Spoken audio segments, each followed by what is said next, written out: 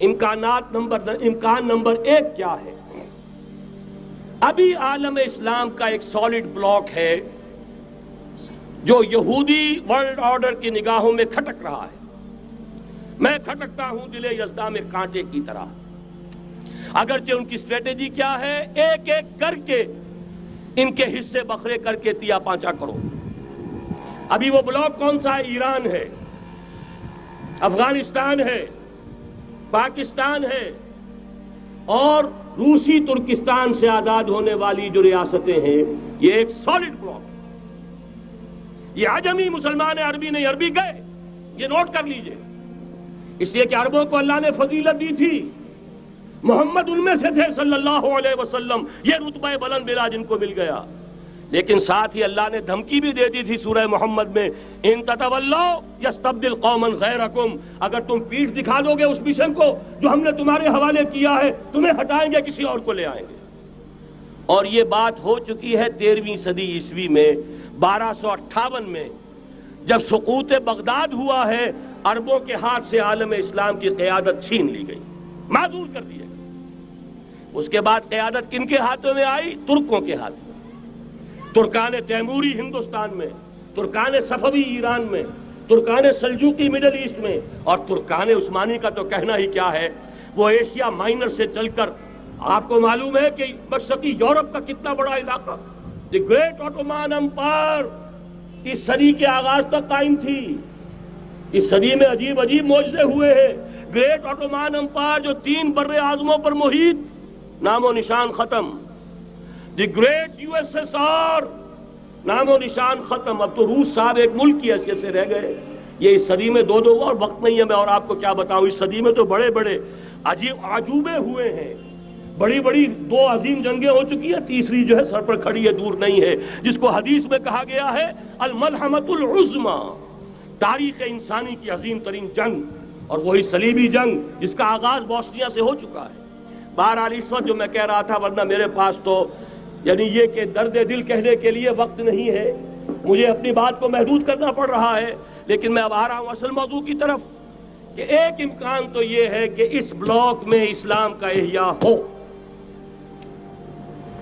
اور اس کے لیے کچھ نویدیں بھی موجود ہیں احادیث نبویہ میں. وہ تو آپ نے سنا ہوگا اقبال کا شعر، میرے عرب کو آئی ٹھنڈی ہوا جہاں سے، میرا وطن وہی ہے، میرا وطن وہی ہے. حدیث میں آتا ہے یخرج ناس من المشرق یودعون للمہدی یعنی سلطانہ، مشرق سے فوجیں نکلیں گی کہ جو کہ مہدی کی حکومت قائم کریں گی. یہ مہدی اہل تشیع کے مہدی اور ہیں، ہمارے مہدی اور ہیں. اہل تشیع کے عقیدے کے مطابق ان کے بعد میں امام جو روپوش ہو گئے تھے وہ امام مہدی ہے، وہ ظاہر ہو جائیں گے. ابھی امام غائب ہیں، پھر وہ ظاہر ہو جائیں گے. ہمارے نزدیک یہ مہدی پیدا ہوں گے یا ہو چکے ہوں، اور یہ ہوں گے حضرت فاطمہ کی نسل ہی سے رضی اللہ تعالی عنہا. لیکن عالم عرب کے اندر پھر ایک طاقت بن کر ابھریں گے، باطل کی قوتوں کے خلاف جہاد کریں گے. لیکن ان کو مدد آئے گی 2 طرف سے. ایک زمینی مدد آئے گی مشرق سے، ایک آسمانی مدد آئے گی. عیسیٰ ابن مریم کا نزول، حضرت مسیح علیہ السلام جو زندہ آسمان پر اٹھائے گئے تھے نازل ہوں گے.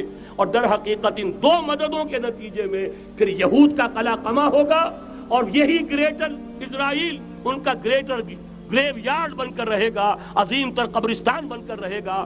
اس کی بڑی واضح حدیثیں موجود ہیں، اس کی بڑی تفصیلی خبریں موجود ہیں. یہ احادیث کی کتب کے اندر بدقسمتی سے ہماری اس کی طرف توجہ نہیں. ایک تو یہ ہو سکتا ہے. اسی طریقے سے ایک اور حدیث ہے، یخرج من خراسان رایات سود، اور یہ مسلم شریف کی روایت ہے، نوٹ کیجئے گا، نہیں ترمذی شریف کی روایت ہے. یخرج من خراسان رایات سود لا يردها شيء حتى تنصب بإيلیا. اور خراسان حضور کے زمانے میں آج کے افغانستان کا نام تھا. یہ افغانستان میں جو جہاد ہوا ہے، غلطیاں ہوئی ہیں اور غلطیوں کا خمیازہ بھگت رہے ہیں. یہ تو اللہ تعالیٰ کی سنت ہے جس میں اللہ نے صحابہ کو بھی ایگزمپٹ نہیں کیا، غلطی کی سزا دی ہے. 35 صحابہ کی غلطی غزوہ احد میں ہوئی، جہاں سے حکم تھا کہ مت ہٹنا، 50 میں سے 35 ہٹ گئے. نتیجہ کیا نکلا؟ فتح شکست میں بدل گئی، 70 صحابہ شہید ہو گئے۔ اللہ تعالیٰ نے فرمایا وَلَقَدْ صَدَقَكُمُ اللَّهُ وَعْدَهُ إِذْ تَحُسُّونَهُم بِإِذْنِهِ حَتَّىٰ إِذَا فَشِلْتُمْ وَتَنَازَعْتُمْ فِي الْأَمْرِ وَعَصَيْتُمْ مِن بَعْدِ مَا أَرَاكُم مَّا تُحِبُّونَ۔ مسلمانوں، ہم سے گلہ نہیں کر سکتے، ہم نے اپنا وعدہ سچا کر دکھا دیا تھا جبکہ تم انہیں گاجر مولی کی طرح کاٹ رہے تھے، لیکن جب تم ڈھیلے پڑ گئے، تم نے ڈسپلن کو توڑا، تم نے اختلاف کیا تو سزا دیا۔ تو اگر صحابہ کرام رضوان اللہ تعالی علیہ مجمعین خیر الناس بعد الانبیاء، پوری نوع انسانی کے اندر انبیاء کے بعد بلند ترین انسان، اگر ان کی بھی غلطی کا خمیازہ جو ہے اللہ نے چکھایا، کیوں چکھایا؟ ضروری تھا، آئندہ کے لیے سبق ہو جائے۔ یہ وَلِيُمَحِّصَ مَا فِي قُلُوبِكُمْ، تاکہ تمہارے دلوں کے اندر اگر کہیں کوئی کھوٹ ہے اور پاک کر دیں ہم۔ اس لیے بہرحال غلطیاں ہوئی ہیں افغانستان میں، ایک امام کے ساتھ بیعت نہیں تھی، بلکہ بدقسمتی اور بڑھ کر یہ ہے بیعت کر کے توڑ دی۔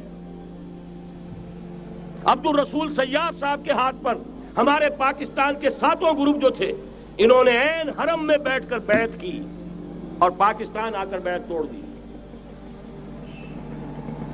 سزا اس کی مل رہی ہے، آپس کی خانہ جنگی یوں ہی نہیں ہو رہی، کوئی سبب ہے، لہذا یہ سزا تو ملے گی، لیکن جتنا خون یہاں پر خلوص کے ساتھ دیا گیا ہے اس کی مقدار بھی کم نہیں ہے۔ یہاں سے خیر برآمد ہوگا۔ اور دوسری بات اپنے بارے میں نوٹ کر لیجئے، یہ پاکستان، بچا کھچا Pakistan, what remains of Pakistan, یہ اصل میں ہے کیا؟ مولانا بہت خوبصورت انداز میں فرما رہے تھے، یہ 313 نہیں تھے، اسلام تھا۔ اسی طرح نوٹ کیجئے، پاکستان نہیں ہے، 4 صدیوں کی تجدیدی مساعی کا حاصل ہے۔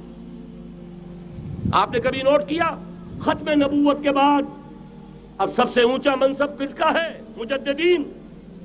سنن ابی داؤد کی روایت، ان اللہ یبعث فی هذه الامہ علی راس کل 100 عام من یجدد لها دینها۔ اور نوٹ کیجئے، کوئی بات ہے 1000 برس تک سارے مجدد عالم عرب میں پیدا ہوئے، جیسے ہی دوسرا 1000 سال شروع ہوا، الف ثانی کا مجدد اعظم شیخ احمد سرہندی کہاں تھا؟ صنم خانہ ہند میں حاضر ہوا۔ میں شیخ مجدد کی لحد پر، وہ خاک کے ہے زیر فلک مطلع انوار، گردن نہ جھکی جس کی جہانگیر کے آگے، جس کے نفس گرم سے ہے گرمی آرار وہ۔ پھر 12ویں صدی کا مجدد اعظم امام الہند شاہ ولی اللہ دہلوی، 13ویں صدی کا مجدد اعظم سید احمد بریلوی، اس کے خون کا امین اور اس کے ساتھ کے شہداء کے خون کا امین، ان کے جسموں کا امین آپ کا خطہ ہزارہ، آپ کا خطہ سوات، اس میں ان کی جانیں ہیں جو دی گئی ہیں۔ اور وہ نہایت میں آپ سے عرض کر دوں، دور صحابہ کے بعد اتنا خالص اسلامی جہاد پوری مسلمان تاریخ میں نہیں ملے گا جتنا وہ تحریک شہیدین کا تھا۔ 14ویں صدی ہجری میں شیخ الہند جیسا مجاہد اعظم کہ انگریز نے گرفتار کر کے قید بھی کیا ہے، تو کہاں ہندوستان میں نہیں، کہاں جزیرہ سائرس، کیا نام تھا؟ بالٹا، جزیرہ مالٹا بحر روم میں۔ اقبال کے نفس سے ہے لالے کی آگ تیز، ایسے غزل سرا کو چمن سے نکال دو۔ کہیں ہندوستان کی کسی جیل میں ہوا تو شاید اس کے نفس کی گرمی ہی سے کوئی حرارت پیدا ہو جائے۔ اور اسی صدی میں 14ویں صدی ہجری میں اقبال جیسا مفکر، اسی 14ویں صدی ہجری میں مودودی جیسا مصنف، اسی 14ویں صدی ہجری میں مولانا الیاس جیسا مبلغ رحمہم اللہ، عظیم شخصیتیں آج پورے عالم اسلام میں آپ کو تبلیغی دوست ملیں گے۔ یہ کہاں سے شروع ہوئی تحریک؟ دہلی کی ایک چھوٹی سی مسجد سے، وہ مسجد بنگلے والی اب تو بڑی عالیشان ہو گئی ہے، جب وہاں شروع ہوا تھا کام بڑی چھوٹی سی مسجد۔ یہ سارے کام یہاں کیوں ہوئے؟ پورا عالم اسلام آزاد ہوا، کہیں نعرہ اسلام کا نہیں لگا، کہیں عرب قومیت پر، کہیں کسی اور عصبیت پر تحریکیں چلی ہیں، صرف تحریک پاکستان تھی کہ پاکستان کا مطلب کیا؟ لا الہ الا اللہ۔ کوئی سبب ہے کہ یہاں قرارداد مقاصد پاس ہوئی، حاکمیت اللہ کی ہے، کہ اکبر نام لیتا ہے خدا کا اس زمانے میں، یہ سارا ماضی سامنے رکھیے اور حضور کی دی ہوئی پیشن گوئیوں کا مستقبل سامنے رکھیے، ان دونوں سے ثابت ہوتا ہے اس خطہ ارضی سے کچھ ہونا ہے۔